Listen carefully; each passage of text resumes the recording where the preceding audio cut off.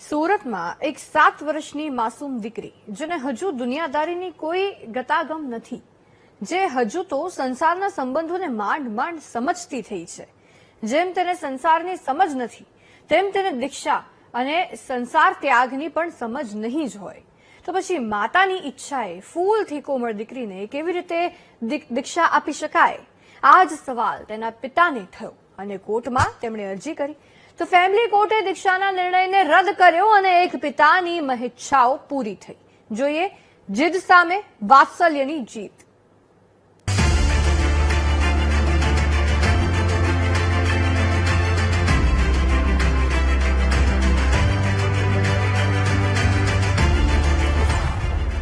સાત વર્ષથી દીકરીનો સૌથી મોટો ધર્મ બાળપણ.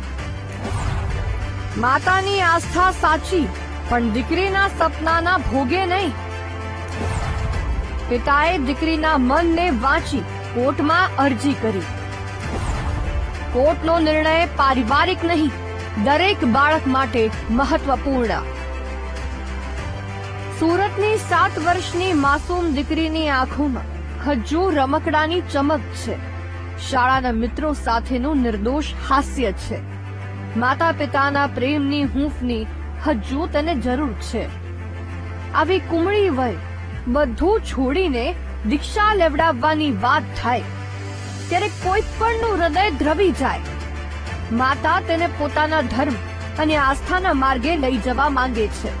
તેનો પ્રેમ અને શ્રદ્ધા સમજી શકાય છે, પરંતુ પિતાની આંખોમાંથી ઝરતા આંસુ કહે છે કે તેની દીકરી હજુ બાળપણના રંગોમાં રમવા લાયક છે. હજુ તેને જીવનના સ્વાદ ચાખવા તો દો. ત્યારે કોર્ટે માન્યું કે આ નાનકડી જિંદગીને ત્યાગ, સાધના અને એકાંતના માર્ગે ધકેલવું એ તેના બાળપણને છીનવી લેવા જેવું છે.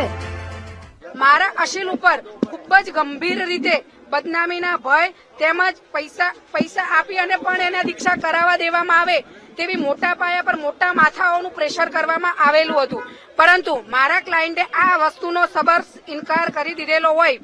નામદાર કોર્ટની અંદર આજરોજ હિયરિંગ થતા નામદાર કોર્ટે સામાવાળા પાસે એફિડેવિટ માંગેલી છે કે 8 તારીખ સુધીના તમામ પ્રોગ્રામ કરવામાં નહીં આવે, મોકૂફ રાખવામાં આવેલા છે અને આ દીક્ષા નહીં કરી દેવામાં આવે. 7 વર્ષની બાળકીની દીક્ષાને લઈને સર્જાયેલો વિવાદ સુરત ફેમિલી કોર્ટના આંગણે પહોંચ્યો હતો, જ્યાં દીક્ષાની વિધિઓ પર રોક લગાવવાની માંગ સાથે પિતાએ કાયદાકીય લડત શરૂ કરી હતી. આ મામલે કોર્ટે ગંભીરતા દાખવી માતાને સ્પષ્ટતા કરવા આદેશ આપ્યો હતો કે દીક્ષાની કોઈપણ પ્રક્રિયા આગળ ન વધારવામાં આવે, જેના અનુસંધાને માતાએ કોર્ટમાં પોતાનું એફિડેવિટ રજૂ કર્યું છે. હાલ દીક્ષા મોકૂફ રાખવામાં આવી છે. આ બધું તસવીરો તમને દેખાય છે ને, બધું આનંદથી આપી છે. બધું નક્કી થઈ ગયા પછી પાછળથી મારા શ્રાવક તહતીના પિતા સમીરભાઈએ અચાનક ના પાડી દીધી અને પૂછ્યા આચાર્ય ભગવાનને જણાવ્યા વગર જ કોર્ટનો સહારો મારા શ્રાવક સમીરભાઈએ દીક્ષા અટકાવવા ફેમિલી કોર્ટનો આશરો લીધો. અચાનક એમને કોર્ટનો સહારો લીધો છે, અમને જાણ્યા પૂછ્યા વગર. હકીકતમાં આ બાબતમાં કોર્ટમાં જવાની કોઈ જરૂર જ ન હતી. પૂજ્ય આચાર્ય ભગવાન પાસે જઈને પોતાની નિર્દેશાત્મક ભાવના રજૂ કરવાની હતી કે આવું ન કરતા એમને કોર્ટનો આશરો લીધો, જે દુઃખદ બીના બની છે. અત્યાર સુધી દીકરીના પિતા એવો દાવો કરી રહ્યા હતા કે તેમની સંમતિ વગર અને જાણ બહાર દીક્ષા નક્કી કરવામાં આવી છે, પરંતુ ફેમિલી કોર્ટમાં બાળકીની માતાએ કેટલાક ચોંકાવનારા પુરાવા અને ફોટોગ્રાફ્સ રજૂ કરીને પિતાના દાવાઓને પાયાવિહોણા ગણાવ્યા છે. માતાએ રજૂ કરેલા ફોટો અંગે પિતાએ કોર્ટમાં પોતાની સ્પષ્ટતા કરી. પિતાએ જણાવ્યું કે તે સમયે માત્ર પત્નીની જીદ અને દબાણને કારણે તેઓ આશીર્વાદ લેવા માટે ત્યાં ગયા હતા.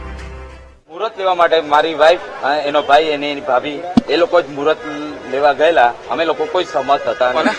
એ લોકોએ એવું લખેલું કે એ લોકોએ હમણાં જ દીક્ષાની ના પાડી છે. અમે દીક્ષાની ના તો ઘણા ટાઈમ પહેલા અમે ના પણ સાહેબને વિનંતી કરેલી.